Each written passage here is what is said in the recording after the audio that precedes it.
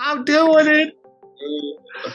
Hey, what's going on, everyone? This is Mike Colleen at MikeColleen.com, and this is Adam White in London, England. I am just really super near San Francisco, about 10 minutes away. Say hello. Hello from London. Adam nice to see you all. Go ahead, I'm sorry. Yeah, I'm Adam. I'm a personal trainer, gym owner, and I've been working with Mike for a while, and it's been good times. I'm glad to be here to have an interview with him and give him a testimony. Adam is a professional. He is an entrepreneur. He owns an awesome gym. I want to give some high-tech name for the gym because he does personal training. So he actually is a gym owner, a world traveler, and all kinds of cool stuff. So Adam's legit. And so go ahead. You want to say something? Yeah, that's it. I'm in the heart of London and just happy to be here, you know? All right, so let's get our little bougie candle going like we normally do. It's a requirement for our... I think it's a habit for me. It gets me in the zone, I think. And I think a lot of the cavemen out there are like, fire, give me fire. Yeah, it's a good feeling. I like candles too. Yeah, so all right, here's what we're going to do. We're also going to get our winter sage going. Gets rid of all negative entities and energy, scares them away. All right, get a little smoke going there. Around. All right.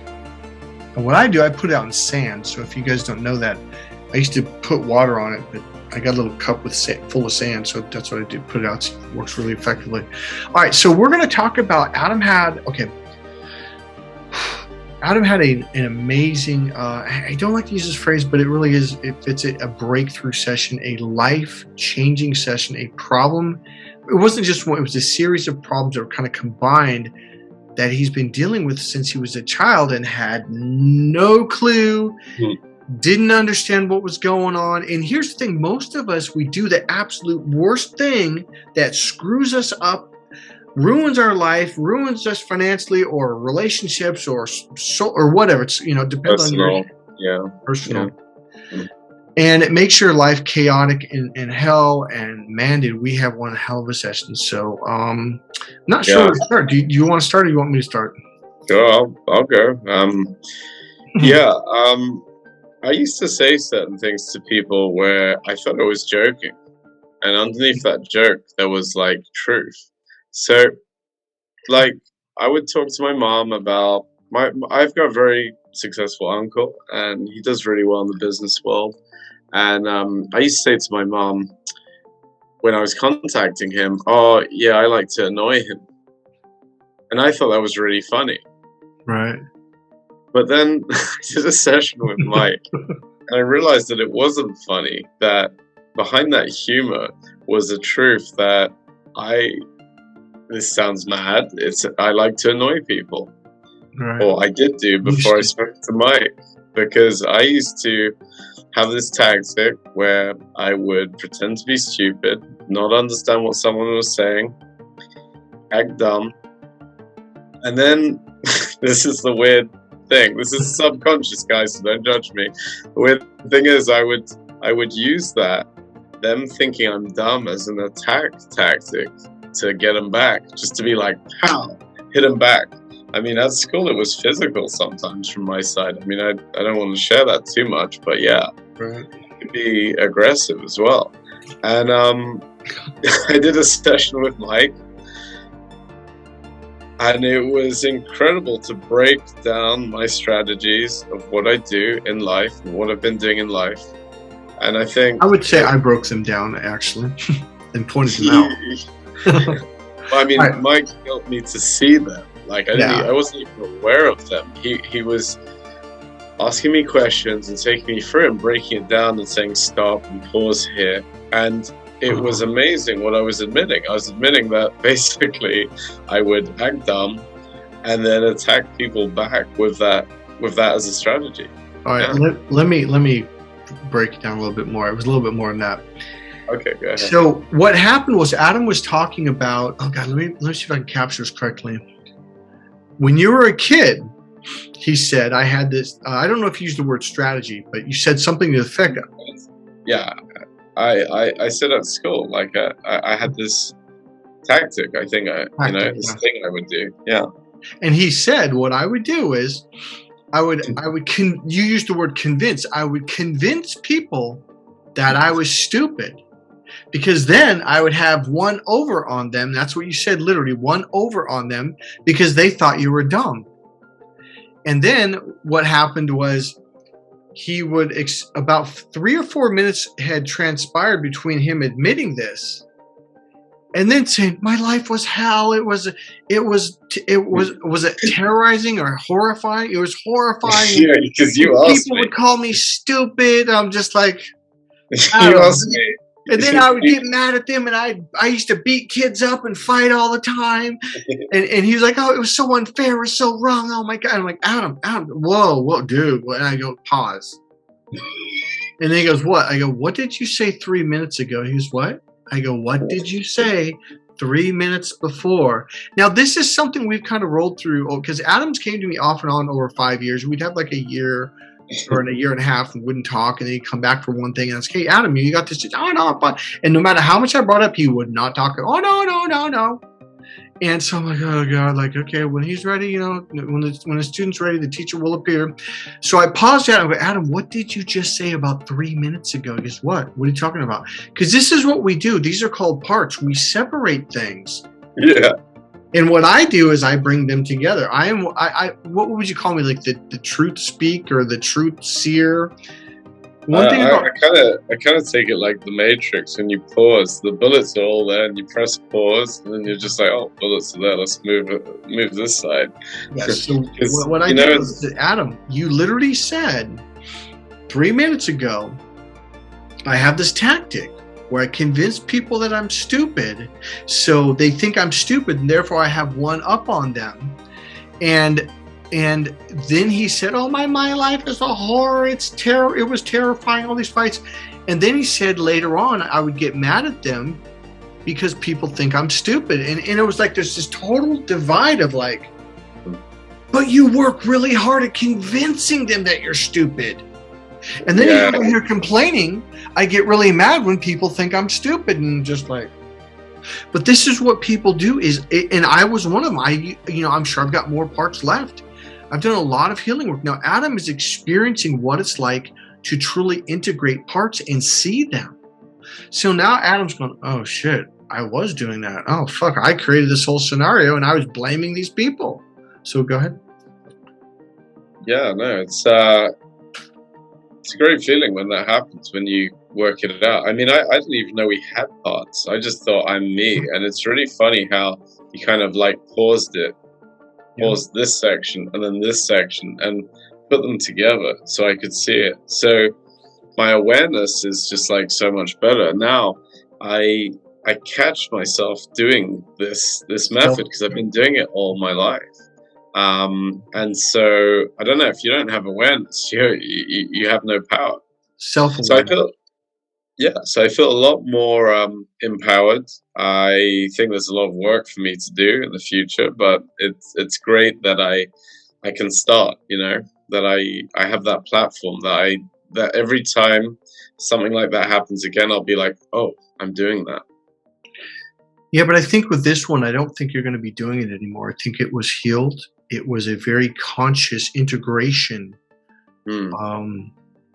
of this of this absolute separation that you had. I've known you for years. You've always done. I'm like, Adam, you're doing it again.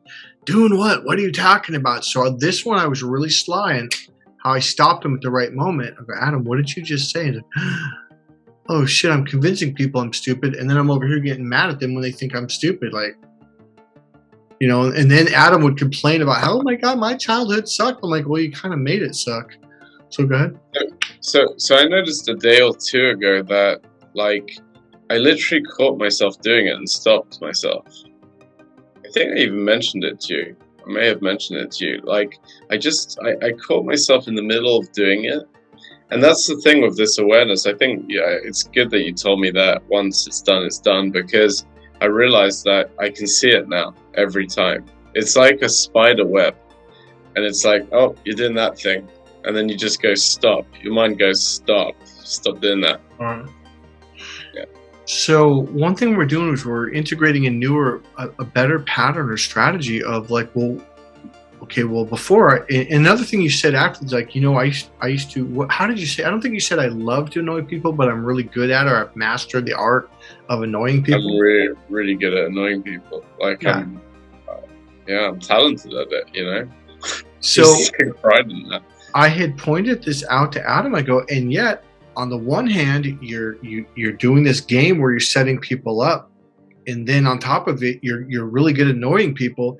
But then you go over here, you're so upset that people are mad at you. You're so upset that people are telling you you're stupid. It's like, Adam, you're the one doing it. Now, do you see how empowered you are versus like, it's on the one hand, you're the one doing it. You're doing it. You were. And then you're over here complaining, oh, this is unfair. This is wrong. Why is this always happening? But it's because it's not, I'm not blaming you. It's like you have this divide, or had.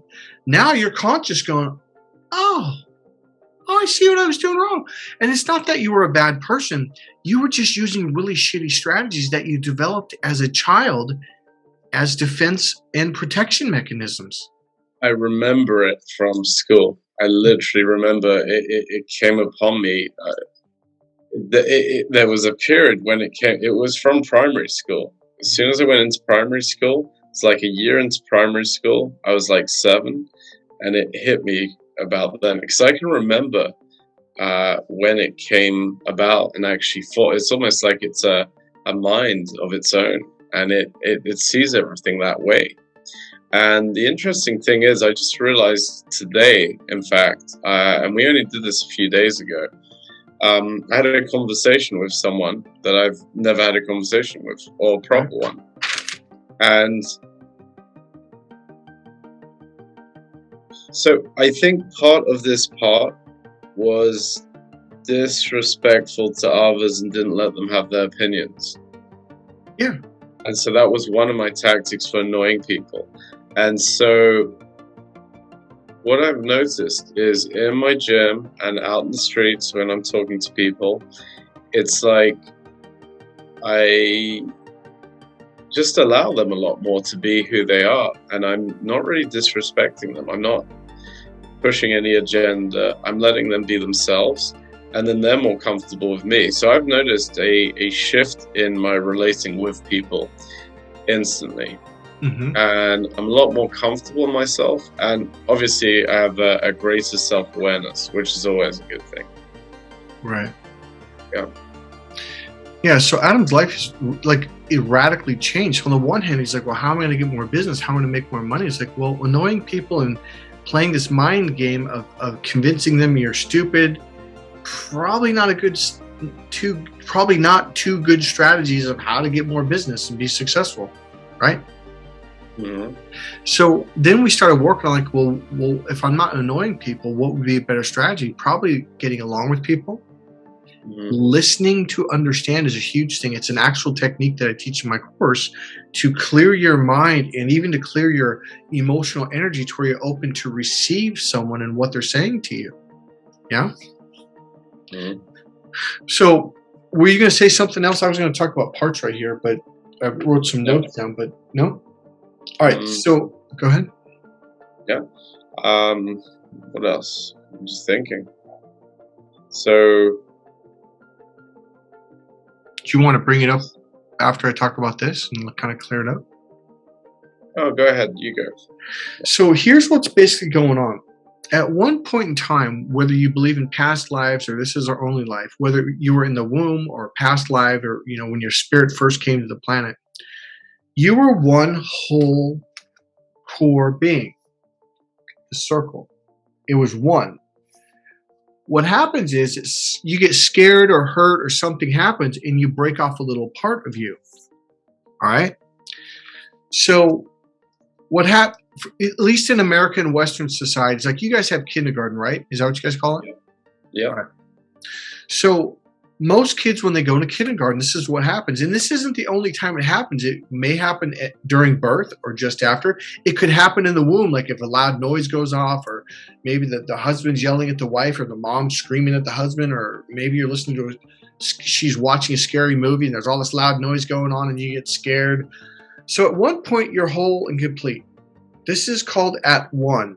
or in the Bible, it's to atone at one. You're one, like it'd be like this bottle being completely full, right? At one, it has whole and complete, right? So what happens, I'll use kindergarten as one example,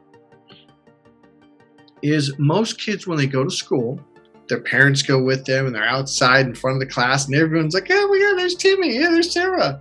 And everyone's having a good time holding mommy and daddy's hands, right? Now, when I went to kindergarten, it was slightly different because we were late. We were in my dad's Blazer. My mom and dad were in the front. And I was in the back with my brothers and sisters. And it's this big, tough truck. My dad had this song on that was very like a relaxing song, probably Neil Diamond or something like that, very relaxing. It was a very earthy, you just felt at home, right? And we pull up in park. And before we got out, all of a sudden, I'm like, oh my God, there's Timmy, there's Jimmy, and there's so-and-so. And I'm looking at and they're all like kind of happy and stuff. Now, the windows were up and we had the stereo on, so I couldn't hear what was going on outside.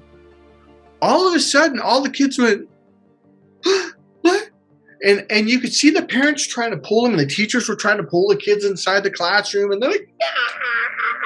And I remember looking at one of my friends who thought, he acted all tough and stuff. I'm like, oh, there's Timmy. He's not tough now.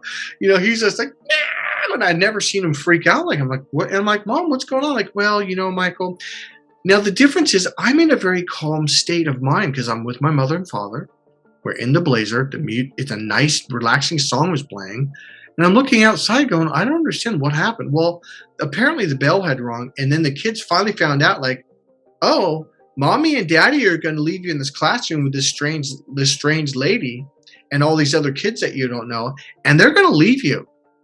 For a lot of kids, this is the first time when they are dropped off somewhere with a stranger and other strangers that they don't know, and the parents are going to leave. And you think, oh, no, they've had babysitters. Yeah, but normally when you have babysitters, the parents will stay with you and the babysitter for a couple hours. And sometimes some parents will have the babysitters come over once or twice and just stay there the whole time with the babysitter until the kids get comfortable with the babysitter and slowly, and then, you know what I mean? So there's an adjustment period, whereas this is like, no, man, we're dropping you off. See you later, Asta. And the kid's like, what? And they freak out. So this is what happens. So the core you says, screw that. I'm not dealing with it. I'm scared. Fuck that. And it takes a little bit of its energy, literally like a drop of water, a drop of your energy, and it pushes it out. It says, you handle it. And this little part it develops its own rules, values, beliefs, and strategies. So it becomes its own little part. It literally becomes its own person. And so Adam said a very key word, a key phrase, and I was like, oh, that was, and I wrote it down. He said, it takes on a mind. Well, my writing's horrible, but it takes on a mind of its own, right? So you go into certain situation, and now here's the thing about we have all kinds of parts. This is just one example, but we have I should put a bunch of little circles, for parts all over the place, right? We have a lot of parts that we shoved out a long time ago, right? So you got all kinds of parts to heal and to integrate, all right? So you got a bunch of parts. So what happens is this part's job was, oh, we're in a new situation. You deal with it. I'm not dealing with it. I'm going to hide and I'm going back to sleep. And I'm going to act like reality does not exist. But this little part, you have to deal with this reality. Now, Adam, how old were you when you went to kindergarten? About? Oh, like 3. Yeah. Oh, that'd be preschool. Oh, nursery. Yeah. Yeah, we would call that preschool here, 3-4 years old. Okay, so I went to nursery at 2, kindergarten 3. Really? No, 3, yeah. Yeah, we did kindergarten here at about 4.5. Yeah, no, I went young and then I went to primary school at 6. Yeah, that would be first grade for us, I think, 5 or 6. So here's the deal: these parts are really young, right? Adam, can we ask your age? Are you okay with that, or? Yeah, 43. So you're 43 now. Mm-hmm. So of this kindergarten part, we'll call it. Now, its job is whenever we go into a new situation, you got to deal with it, right? That little part. So here's the deal. It's almost like it's built in. So you go. So what happens when you first start kindergarten? You shove this part out. It's going, oh my god, holy shit, oh my god, it's scared, it's freaking out, and it might even as a 3, 4, 5-year old child, you're probably just crying. Ah! And the teacher's like, it's okay, calm down, it's nap time. So for the first 2 or 3 days, maybe even the first week or two, you're kind of freaked out, and you're just, are we going to get in trouble? What are they going to do? If there's rules, oh my god, what if I forget a rule? They're just freaking out. But then after about 2 weeks or so, the core you, everything's calmed down. So the core you is kind of like, oh, okay, it's time for me to come out. And now the part gets to go back behind or asleep, we'll call it. So then you have first grade. So on the first day of class, Adam, what do you think happens? First grade. First grade? With the parts thing, or? Yep. It comes back, it re-triggers. Yeah, because that's right. It literally gets triggered. So it's like, that's your job. We're in a brand new class with a brand new teacher and other students that I don't know. Oh my god, it freaks out. Like, so the core you's like, yeah, I'm not dealing with that. So I've made a part for that. This little guy's got to deal with it all by itself, right? And so that part comes out. It's like, oh my god, it's probably crying again. I'm freaking out. Oh my god, mommy, I don't want to go, right? And then second, third, fourth, fifth. Now, by the time you get into high school, let's say 9th grade, well, your buddies are going to laugh at you and make fun of you if you cry when you go to freaking class the first day of school, right? So you kind of act tough and you kind of hide it, but inside you're, oh my god, fucking hell, Jesus Christ, that part still comes out. And then you go to 10th grade, 11th, 12th, and whatever. And then you go to college, or maybe you get a job. It's your first job, or maybe you go to Cub Scouts or Boy Scouts, or you join the baseball team. These are all new situations. So that part's job is you deal with it. Now, here's the thing. It uses the exact same strategy that it developed that first day of kindergarten when the core you said, get out there, I'm not dealing with it. And you're like, oh my god. So its strategy literally is to panic and freak out. So here you are, 25 years old, 35 years old, 43 years old. You get into a new situation, and guess who has to deal with it? That 4-year-old little part. I'm going to ask you a question, Adam. Who has more experience? Who's watched more movies? Because you've seen Brad Pitt or Tom Cruise deal with new situations. Like, man, that's a pretty good way to deal with that situation, right? Do you know what I'm saying? Or maybe you talk to your uncle, who's a very successful man, and he said, well, the way I do it, Adam, is I do it like this, right? And Yep. you've been to Tony Robbins seminars? Mm-hmm. Yeah, I And have. I'm sure he's explained, well, this is the way when you first meet someone, or do this is how I do it. So you got all these examples. You've read books, you've seen movies, all these examples, right? Yeah. The problem is that little part, it doesn't take on any of that. The core you does. So who do you think is better to deal with a brand new situation? A 43-year-old grown man who has watched other people, experienced other things, read things, watched movies, or that little part that has that one strategy from 4 years old? To dealing with the part? To dealing with a new situation. Oh, the whole part of yourself. The adult. The whole being, the adult, would be much better at dealing with it. And I think something I wanted to add in there was that you can't really see that part. It escapes. So you'll be in the middle of a situation or an emotion or a conversation with someone, and you don't know that you're doing that. So I think I use the word escapist, and I've had this conversation with a friend of mine who's a therapist, and she says she's the same.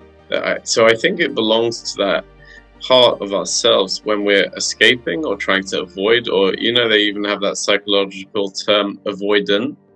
So I think it's in that category of you literally don't, it's a blind spot. You can't see it. Yeah, until you feel it. And you don't want to face it. And you don't want to face it either. That's the other thing. So you can't see it and you don't want to face it. Yeah, because what did you say to me? You said, Mike, do you have any idea how hard it is to face what'd you say, my faults? Yeah, yeah. Yeah. Yeah, it was brutal. It felt horrible.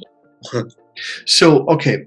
So Adam's talking about the part when I was really, I don't like to say this phrase, but I can't think of it. So Adam, one of the things about Adam, but people do it, is they try to escape, right? Yeah, I do that. When you come to me, sorry, I did that. yeah. When you come to me, No, the buck stops here. he Period. doesn't. I am the brick wall of all brick walls. Adam, stop. What did you just say? No, I don't want to go back there. No. We had You're this like, oops, conversation. did I just say, you know, when the words come mid-sentence and you're like, uh-oh, you know it's coming. It's kind of like when I used to compete in karate and my sensei, I knew he did a kick and I dodged the kick, but I hadn't realized that there was this punch coming. And I was like, oh God, it's just coming. There's nothing you can do about it. It's like the sentence comes out and you're like, oh, what did I just say? Right. So he's talking about my coaching style is because I know if I didn't hold Adam accountable in that moment, because he just did it. It was right. He did both parts. Like, holy shit. If he could become conscious of that, it heals. Yeah. Now, it's like your therapist said, oh, I still have that going on. Well, it sounds like your therapist didn't heal it. So I'm not just doing talk therapy. In fact, I do very little talk therapy. Go ahead. I wanted to interrupt because you asked me a question as well in the middle of it, and my mind just went blank. I was like, what did you just say? I couldn't even answer the question. And so it was like a mind blank, like a blank canvas. It was insane. Yeah, so he's talking about some NLP techniques that I'm not gonna teach it right now. It'll take forever, but there's some patterns that I will take your brain through that make you go pong. Like, yeah, it was just like, what just happened? It's like, I don't like. I'm trying to think of a movie. Like, what's a movie like Darth Vader or something where like someone goes, "You shall let us pass," right? There's something like that, and you're just like, what? Yeah. Where am I? It kind of felt like a bit like on the third Matrix when life is just all peaceful. It's just like, how did I go from here to there? Like, beam me up, Scotty. What's going on? Yeah. So it's a pattern that it's a series of patterns that I'll take my clients through. Now, here's the deal. Before that happened, like, did you have any idea I was doing patterns, or did it sound like we were just talking? It felt like you were asking questions, I was answering, you were putting me on pause, and then bringing back a frame. It was almost like a movie frame was put over, and you put the different frames together so you could see it as one picture, and then just flip it, slate it, wash it clean, and put it into a white blank canvas. Kind of felt like that. Yeah. So what I'm doing is, it'll seem like we're just talking. I'm asking questions like, what do you think about this? Or, but what about that? And all of a sudden you just go, all of a sudden out of nowhere, just like it's like pong. Yeah. So it felt like as an overall experience of, oh God, we're putting this all together and I don't want to see this. And then it was like, oh, I can see this. And then it was like, white frame it, and white blanket, blank canvas. And then it was like, oh, okay, I can see it all together and I'm okay with it. I can accept it now and I'll correct it because I know it's a mistake. It's not a wholesome part of myself. This is the wholesome me, and that wasn't. So that's my past. Yeah, Adam has become a lot more wholesome. And you know what's funny? Leading up to this, Adam was so resistant because I said, here it is, take a look. You know, it's like grabbing your face and going, take a look. And you're like, no, making you look at it. No. And so it's like, and then all of a sudden it's like, because what happens is these two parts want to act like they don't exist, or like that one doesn't exist. And the core you's like, oh, I didn't do that. Like, actually, yeah, you do everything you can to convince people that you're stupid. And then when they say you're kind of stupid, you flip out and start screaming at them. And then this part over here is like, oh, I didn't do it. Oh, fuck, I didn't do that. Oh, fuck, shit. I've been doing it my whole life. So Adam's been doing this his whole life since he was a child. Yeah, and then you get lost. The other thing is I used to get lost because you do the stupid thing. That's one scene. You forget that that's happened. Yep. Then you're in the anger scene and you've forgotten all about that. And you do anger. And then you forget about that and you get lost in this sort of negative warfare with people. Yeah. And it's like, and you win, kind of win, because you're not really winning, you're winning over someone. It's like you're only winning in your own mind because the other person's looking at you like, bro, you realize you did this first. Like, hello. But no matter how much you try to point that out to you, you couldn't see it before. So it's like an ego win kind of thing. And then, see, what I'm saying is you get lost in it and you realize you don't think you did any of it, but you started that in the whole in the first instance anyway. And that was where I was like, oh God, this is shocking. I'm doing that to myself. So Mike told me, oh, how's that strategy going for you? So basically it's a strategy I've been doing on myself. Yeah. So initially, Adam, when he was a child, you had said earlier, this was a strategy you developed to defend yourself or protect yourself emotionally or something like that, wasn't it? Yeah, physically, emotionally. Yeah. So he kept saying this over and over and over. And then I finally, and I get real obnoxious. And I literally went like, how well does that work for you? And he goes, what? I go, why do you do that strategy? I'm like, well, Mike, you got to understand, blah, blah, blah, blah, blah. And then I will scream out, how well? And I'll say it just like that. How well does that work for you? Because it shocks people like, oh, never thought of that. You're like, oh my God, it's been causing chaos. Isn't that kind of the conclusion you finally came to? Mm-hmm. Yeah. It wasn't working for you at all. In fact, it was doing the exact opposite. And this is what parts do. It's like on the one hand, this part's trying to protect you, but it creates the very thing that you're trying to be protected from. Mm. Does that make sense? I mean, you see it now, don't you? Yeah, because it was originally all coming from fear. Fear of people and fearing of not wanting to be alone. And this part was causing him to piss people off, to get people to yell at him. So now he's got fear of people and people not wanting to be around him. And that was the biggest issue. I'm like, Adam, how do you not get this? You're pissing people off. And then he laughed and giggled and goes, you know, I'm actually really good at annoying people too. Like, and I do it all the time. Yeah. Like, he laughs. But it's like, and like, how do you not understand like why you have this deep seated fear of I don't want to end up alone? I go, Adam, it's because you're pushing all these people away. They go, oh my God, what am I going to do? Like, why is this happening? But the good news is now you see it and you literally popped out of it. Mm.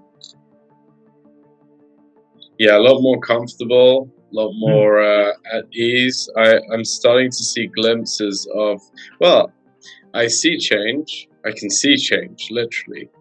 And I get to see parts of comfort, which I enjoy as well, which is really nice. Right. When I'm on my own, and that actually makes me more attractive to people. Like, I've noticed that people are more giving back because I'm more comfortable with myself. I'm not really reaching out to people or clinging or demanding or anything like that. So it's good. It's a good feeling. Right. So basically, when we heal apart, it will then, that bubble of energy it will come back into the core. Now, it's not like there's another part in there. It integrates and becomes one with the core. So now that part's gone, another one comes up. Now we deal with that one. So I think what happens is when a part becomes conscious of itself, goes, wait, what? I thought I was Adam. No, you're actually not. The core is who you truly are. Right? So your parts, you ever heard of your ego? All these little parts are a bunch of little egos bouncing around. And they're like mini personalities. So what happens is, it's like you're looking down a tube, and this is what most people do, is they're looking in this very narrow tube, and a part comes in, and there it is, and it becomes a filter. And you view everything like, oh, those people are annoying me. And that's one thing about Adam. I'm annoyed. I'm annoyed. I'm annoyed. I'm like, it's because you got your annoying filter on right now, dude. You got your part of which annoys the fuck out of people. Excuse my language. And now you're getting annoyed too. So it's like you are always projecting what you're doing onto other people. Do you see it now, Adam? Yeah, I do. I do. What I like about it is that I thought you couldn't reverse these things, and it can be reversed. That's the cool part. Oh yeah, you can completely get rid of these and heal them. And the thing is, we don't get rid of them. We actually bring them back home, and it's like sugar that goes into warm water. It dissolves and becomes one. Or like Kool-Aid. You know, when you first put Kool-Aid in, it's red and clear, but then eventually it kind of evens out and becomes one color. So that part integrates and becomes one. Does that make sense? Mm-hmm. Once it's healed. And once it becomes conscious of itself and goes, wait, I'm not Adam. I'm not the boss. I'm not the court. Like, no. It will do everything in its power. This is what's called it's called the ego death. And some people call it what is it called? The collapsing of the tower, there's dark night of the soul, and then there's another one's called like when the tower collapses. I can't remember the name right now. I'm saying it wrong. Well, what happens is it kind of freaks out and goes, what? I'm not real. It's like, no, you're an actor.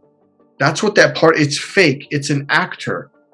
And so when you can make it conscious of it and you conscious of it, then it realizes like, wait a minute. And then it starts having its ego death and then it fights it.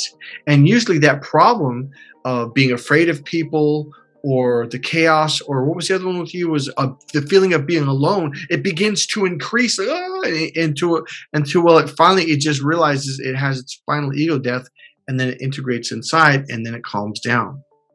So how have you felt since we've done this? Yeah, I'm a lot more comfortable in my own company, which is really good. Yeah.